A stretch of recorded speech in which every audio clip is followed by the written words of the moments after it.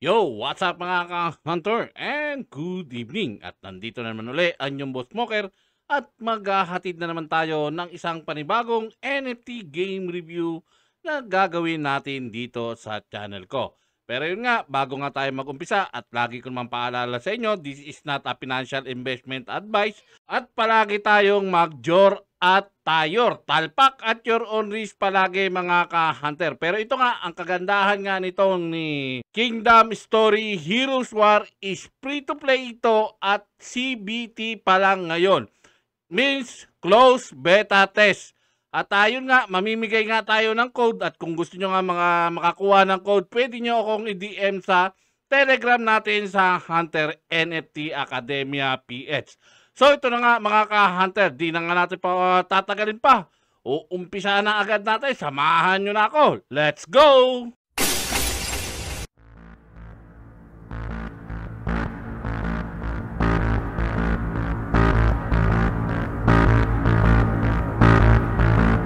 So ito na nga mga ka-hunter, papakilala ko na nga sa inyo si Kingdom Story Heroes War. Ayun, paradigm shifting free-to-play strategic development NFT game redefining P2E, a new era of P2E. At ayun nga, pwede nga daw to itong malaro sa mga PC natin. Pero kung mobile po naman ang gagamitin nyo is kailangan gumamit kayo ng Kiwi browser. Pasadahan lang natin saglit itong pinaka-website niya at yan nga kung makikita nyo. Yan at so it means CBT to. Pag matapos yung CBT is magkakaroon na open beta test. So OBT na ang kasunod. At ito nga yung mga NFT nila dito. At ang good thing nga dito sa CBT nila is pwede ka nga makakuha ng mga free NFT dito na pwede mo namang ibenta sa marketplace nila. At ayan nga, ito yung pinaka-token nga nila, yung tinatawag na KID. Yan. Tapos ito yung mga heroes NFT nila, parang mga China ano to, na mga hero yung ano nila. Parang gano'n, no? Yung mga Korean style na hero. Ayan nga, magkakaroon nga ng PVP and PVE, tapos play, tapos diamond nga, tapos yung hero, tapos mag-earn ka nga. Yan nga, yung kid, tapos heroes NFT, tapos ibebenta mo naman dito sa ano nila. Yan yung pinaka ano nila, yung token. Tapos ito nga yung roadmap. Pasadahan lang natin na mabilis at kung titignan nyo naman yung white paper, yung mga marketplace nila is makikita nyo naman dito. Yan. At may total transaction na nga na 26,000 at total listed NFT nga is 10,910 na daw. At pupuntahan kaagad natin yung game at yun ang ipapakita ko talaga sa inyo. Paano ba to nilalaro? So ito na nga yung pinaka-game nga niya sa loob at hindi nga kayo makakapasok dito sa CBT niya kung wala kayong code. At yun nga yung ipamimigay naman natin dito, yung code naman na binigay nga sa atin sa Discord. Ito nga pala is pre-content to mga ka-hunter. Ginawa lang natin para sa community para magkaroon kayo ng code at matry nga nyo itong game. Kaya bilis-bilisan nyo dahil malapit na pong matapos itong CBT nila. Alam ko 2 days na lang po matatapos na to at next week yata ilalabas na yung OBT naman na tinatawag. Yun yung open beta test. At kung makikita nyo kailangan nga magpa-level ano natin to. Level 30, yan. Para makakuha tayo ng mga heroes naman dito. Yan, yan. I-meet nyo po yung mga heroes na yan, mga ka-hunter. Pwede nyo pong i-meet yan. Yan, i-check nyo dito. Yan. Kukonect nyo yung wallet nyo, tapos i-meet nyo yan. Ang problema nga dito is kailangan maging level 30 po itong ano nyo, pinaka ano nyo na to. Monarch info nyo. Kailangan maging level 30 kayo para makakuha kayo ng mga free NFT. Sayang nga lang at medyo nga huli nga tayo dito at hindi kaagad tayo nakagawa ng content. Tapos yan nga, may mga mail dito, yan. Tapos friend, transaction, nandito. Yan, tapos nandito yung pinaka-option ng game. Makikita nyo naman dito. Napakagaling, napakaganda ng game nila. Tapos yun nga, magbibuild ka ng mga ano dito. Yan, magbibuild ka nitong granary. Yan, mga warehouse. Yan, itong ano na to, ito. Ito is laboratory, kailangan magbi-build ka dyan. At i-click mo lang itong build yan, makikita mo na warehouse exchange para makapag-deposit ka ng Sapphire. Yung Bkid token, ma-withdraw mo as Sapphire naman. Yan. Tapos ito nga, may tinatawag ng gold engot dito. Tapos ito yung food. Tapos ito yung gold. Yan. Tapos ito yata yung sapphire. Ito yung iaano mo naman sa kid. Para ano mo, para ma-convert mo naman, papunta naman sa USDT or kung anong currency mo naman gustong gawin. Tapos ito yung ano natin, banquet hall. Tapos yung castle level 1. Ancient hall, yan. Pwede nyong i-drag-drag yung ano, pwede nyong baguhin tong castle nyo. Kaya maganda, pwede nyong ano yan, no, i-move yan, no. Yan, kung gusto nyong i-open, yan. Nasa inyo na, depende kung paano nyo pagagandahin. Kumbaga, pwede nyong pagandahin itong mga, ano nyo, mga yung lugar nyo mismo.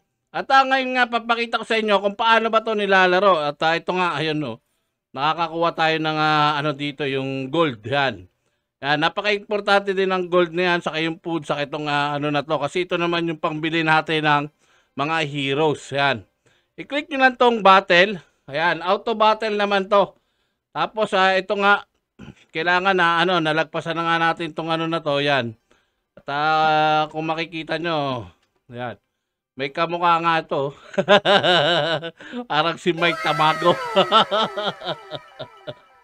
Ayan, ayan. Dito na tayo sa, ano, i-click nyo lang yan. At prepare battle kayo. Tapos yung reward nga is 600 gold. Tapos tataas din yung experience mo. Yung parang star naman. Tapos yan lang. Yung ano mo yung mga ano mo. May mga ano dyan. Yan, check. Tapos pag ano mo yung hero mo, ganyan mo lang. Mag-a-add ka ng hero. Ayan, 6 na yung pwede natin i-add. So, i-add natin, matataas yung star syempre. Then, battle, ang bayad naman is yung food. So, click natin yung battle. Yan. Yan. Mag-auto battle lang yan siya. Dire-diretso na yan. Yan. Hintayin lang natin. Previously on Kingdom Story. Yan. Many Warriors. Yan. Yan lang natin. I-pass na natin. Para battle start agad. Yan. Yan. After the Yellow Turban Rebellion, the Kingdom was more chaotic due to the dictatorship of Dongshu. Yun, the anti-Dongshu Alliance.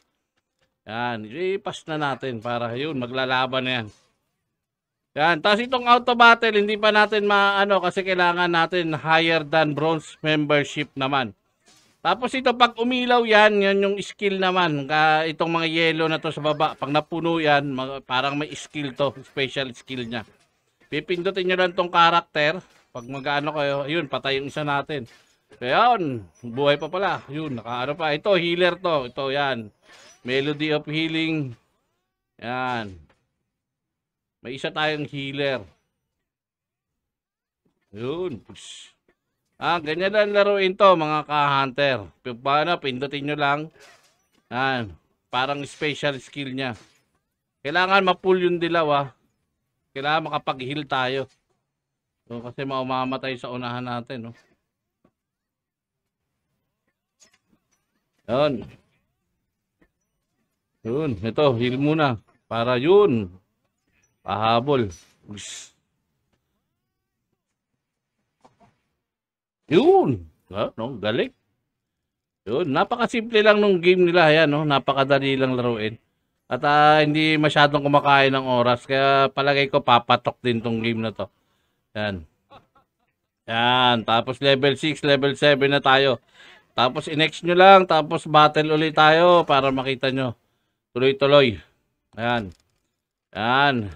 Fast forward lang natin para mabilis. Yan. Yan. Yan.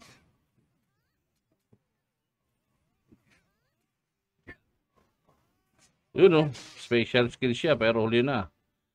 Marami na yung ano eh. Yan. Yun, healer. Heal mo muna. Yan. Kapag-heal.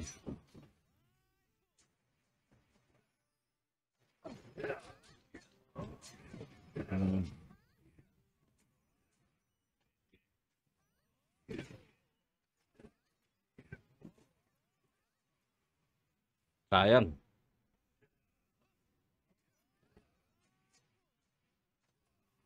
Uy, mga dadali isa natin.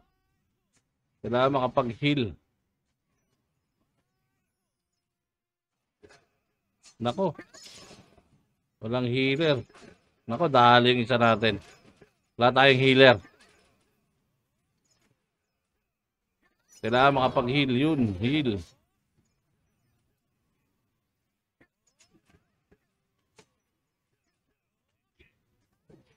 Explosive.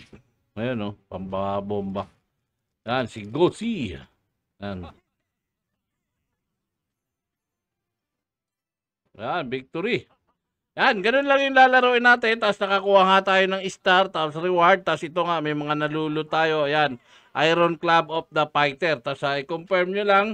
Babalik na kayo dun sa pinaka-menu niya. Ayan, babalik na naman tayo sa menu. Yan. Tapos may mga magkakaroon nga ng co-op dito. Tapos yan, i-check nyo yung mga gift nyo, mga food supply, meron dito. Tapos not available pa to during CBT. Baka sa ano pa to. Yan. Tapos ito nga yung hero. Yan. Soul, medal, reserve. Yan. Nandito naman. Ayan. At ako mag-meet naman tayo ng hero. Nandito rin yan. Nandito. Ito. Dito kayo mag-re-recruit naman. Ayan. Dito. Kung gusto nyo 3 to 6. Yan. Pero ang ano nga, NFT nga, isa kailangan ma-level 30 mo para maging NFT to. Pero ito nga, pwede ka mag-ano dito, i-recruit mo. Yan, recruit. Yan, maganda ipunin mo muna. Ayun, si Shang Liang, 3 star. Appoint, confirm mo. Confirm mo lang. Ayun. At yun, yan, nakuha natin ano, pag ano. Tapos may mga ano dito, pre-recruit din dito. Ayan, kung gusto nyo. May mga pre. Ayan, dito tayo sa ano, 50 yun. Kulang, 5,000 lang. Ayan. Try natin. Pero 1 lang nga yan. No? Yan. 1 star lang yan. Yan. Tapos, rookies mission. I-claim nyo lang. Yan. Tapos, ayun nga. Kailangan i-connect nyo rin tong wallet nyo. Yan. May mga team bonus dito. Pwede nyo ano, i-check yung game. Ilalagay naman natin yung link. Para ano, pag mag-connect naman kayo ng wallet, punta lang sa settings. Tapos, connect nyo lang yung wallet. I-link nyo lang yung Google nyo. Yan, tapos mag-join kayo sa community nila. Yan. Sa Discord, lalo na sa Discord, doon very active sila.